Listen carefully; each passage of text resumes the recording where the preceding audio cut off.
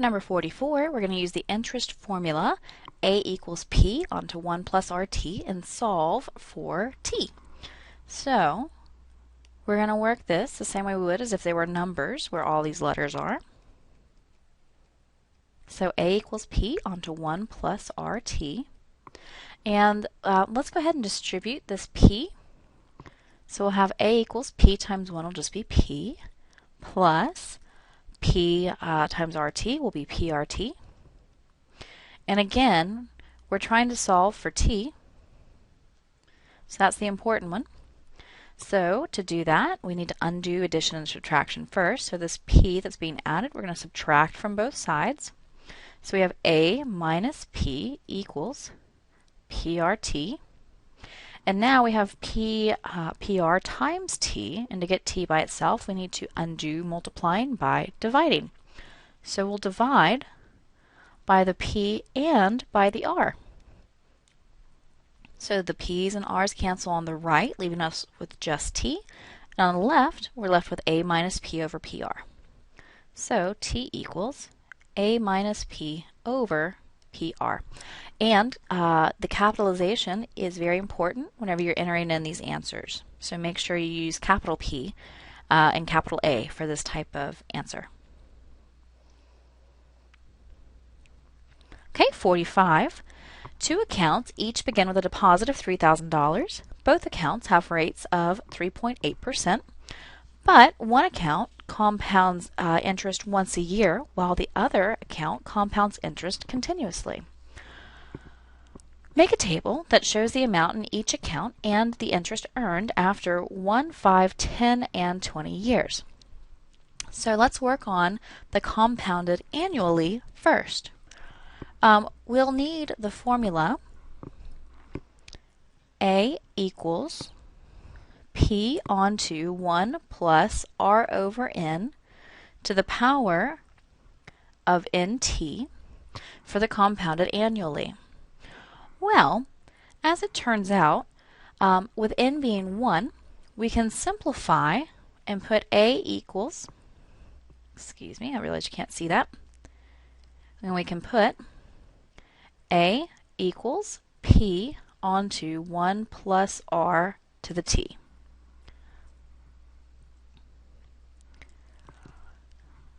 So whenever we want to figure out our balance after 1 year, we'll just plug in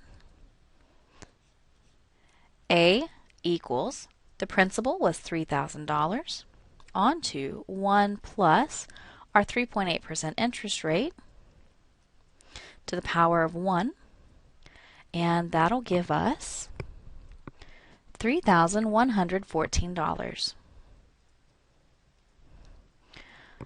So that's our balance, which means the interest was $114 because the $3,000 we put in to begin with.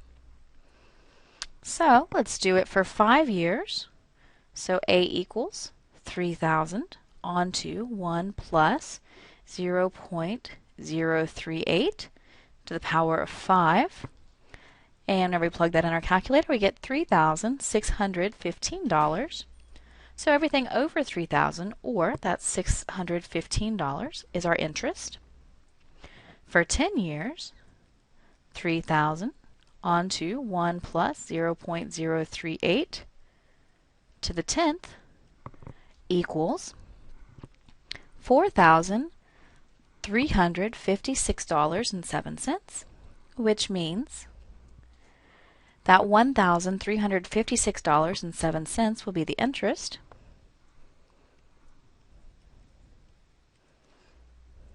And the last one for compounded annually will be at 20 years. So again, 3,000 onto 1 plus our 0.038 to the 20th power, and that gives us $6,325.11, which means everything over $3,000 is interest, and again, $3,325.11 will be the interest. So there's all the information for the compounded annually. Now, let's go through and do some work for compounding continuously. Compounding continuously we need to know the formula. A equals PE to the RT.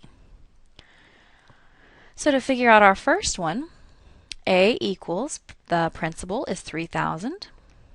E to the power of R, which is the 0.038 for our interest rate, times 1. And that's going to give us $3,116.19, which means we're getting $116.19 in interest. For 5 years, we're going to go through the same process, so 3,000 times E to the 0.038 only times 5, and that equals $3,627.75, which means that the amount of interest is $627.75. For 10 years, we'll have A equals 3,000 times E to the 0.038 to the power times 10, which gives us $4,386.85, which means that the amount of interest is $1,386.85. And for our last part of this problem, at 20 years of compounding continuously, whenever we invested $3,000 at 3.8%, we get $6,414.83, which means the amount of interest is $3,414.83. All right, let's look at 46. So it wants us to identify a pattern and then come up with the next number. So we have 1, 4, 1, 8, 1, 16, 1, and then we have to figure out the next number. Well, obviously, every other number is 1. And then to get from 4 to 8, we multiplied by 2. And then to get from 8 to 16, we multiplied by 2. So to get to the next number, we must do 16 times 2, which will give us 32. And we would have looked at either adding or subtracting something to get from the 4 to the 8 and then the 8 to the 16. And multiplication worked, whereas addition would not have. So for number 47, we again want to identify the pattern. So from 7 to 4, well, I know that doesn't divide evenly, so I can do 7 minus 3 to get to 4. 4 to 1, again, I can do 4 minus 3 to get to 1. And then 1 to negative 2, I can do the same thing, subtract 3. So the pattern seems to be that we're subtracting 3 between each of these numbers. So negative 5, the next number, negative 5 minus 3 will give us a negative 8. And for number 48, we want to identify the pattern. So to get from 2 to 6, and then 6 to 8, and then 8 to 14. So 2 plus 4 gets to 6, but 6 plus 4 doesn't do any good. 2 times 3 gets us to 6, but 6 times 3 does not get us to 8. So it must be another type of pattern. So let's start looking at if we do things to these two numbers to get to the third one. So 2 plus 6 gives us 8. 6 plus 8 gives us 14. 8 plus 14 gives us 22. 14 plus 22 gives us 36. So to get our next number, we should do 22 plus 36, which will give us 58. Okay, for number 49, we're going to get into some logic. So the statement P, I'm leaving, and the statement Q, you're staying. And we want to write in symbolic compound statement, you're staying, but I'm not leaving. So that means that you're staying, which is Q, so we're going to keep it Q. You're staying, but I'm not leaving. That means and. Both of these things are going to happen. So and, it's going to be that symbol. And then, but I'm not leaving. So I'm leaving is P, and if we want to negate that, then not P. So Q and not P will be our answer.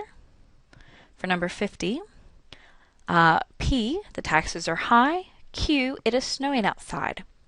So we want to write the taxes are high or it is not snowing outside.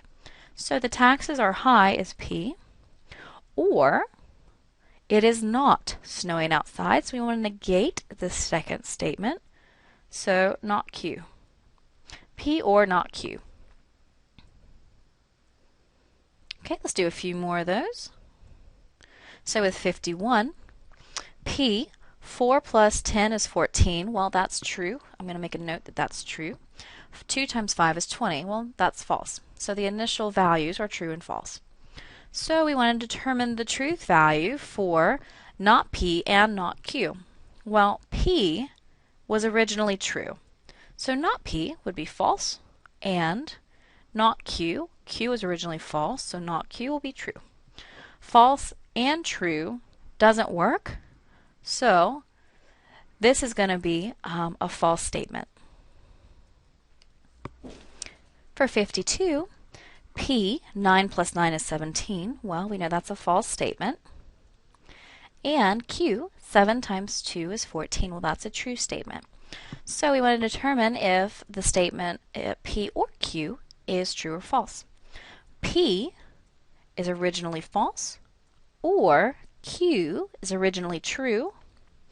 So one of these two statements is true, which makes the whole thing true. So 52, P or Q is going to be true. For 53, P, 8 plus 7 is 14. Well, that's false. And 3 times 8 is 24. That's true. So we want to determine P or not Q. P is false, or not Q. If Q is originally true, then not Q will be false. So we only have false or false. So this whole statement, P or not Q, is going to be false.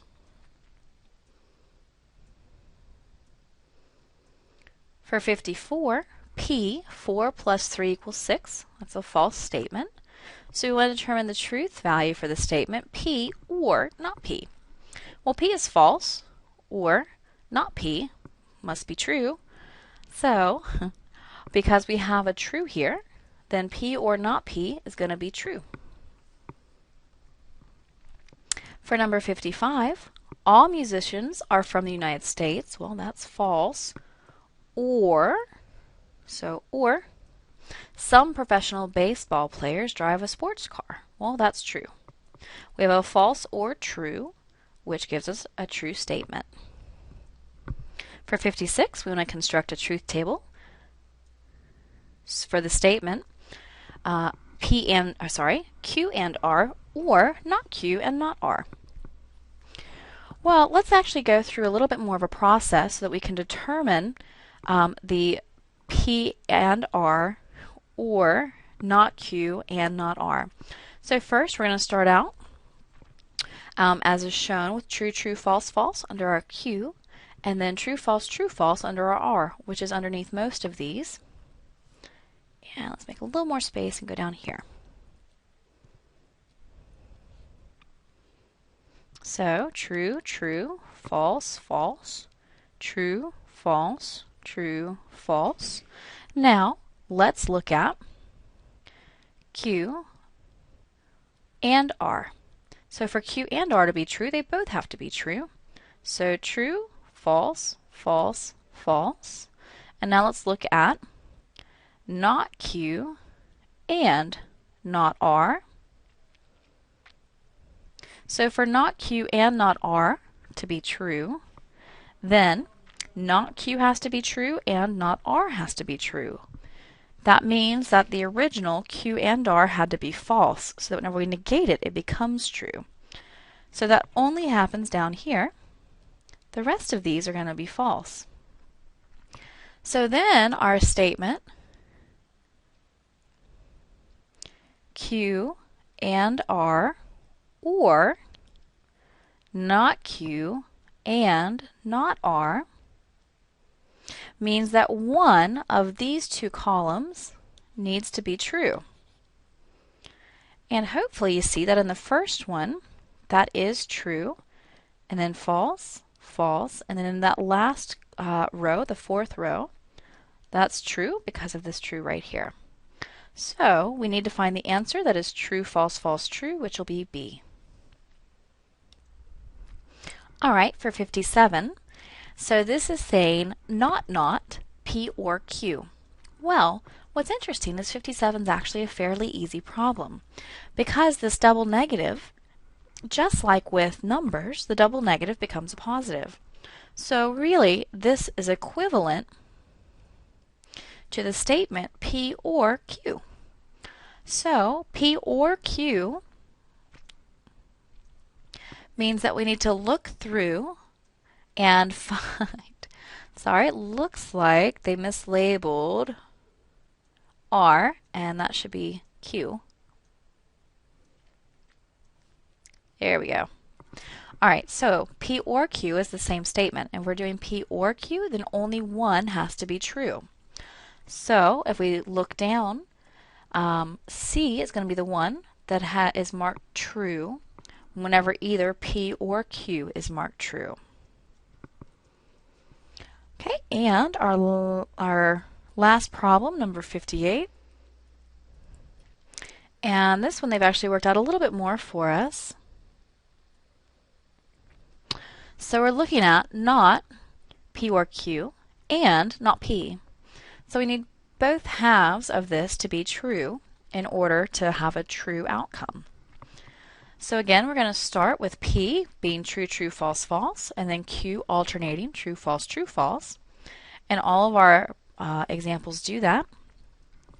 And then we need to look at P or Q. To be P or Q, just one has to be true. So that's going to work for across here. So true, true means yes, P or Q is true. True, false, again, will be true. False, true will be true, and only the double false is false with an or statement. So that means that A, C, and D are still potentially right. B is not because of the false, false, true here. So we know that one's not a possible option. And then we're going to look at the statement not P or Q, which means that we just need to swap. So where we did have trues, we put falses, and where we did have false, we put true. And that was the case for A and D. So C is not, because right here it didn't swap. And now we're looking at this last column, not P or Q and not P. So that means that we need to have not P or Q be true. So the only possibility is this very last option. And not P. So for not P to be true, it's going to be the opposite of P. So not P. I'm just going to make a little side note. So not P will be false, false, true, true. So we're looking now at this column and this column. And as it turns out, the only one that has two truths is right here. And this matches. So A looks correct, and then to verify, we're going to look at D. And we know that D is not correct because where we had not P or Q, we have a false here, which means that this cannot be true. So the answer will be A.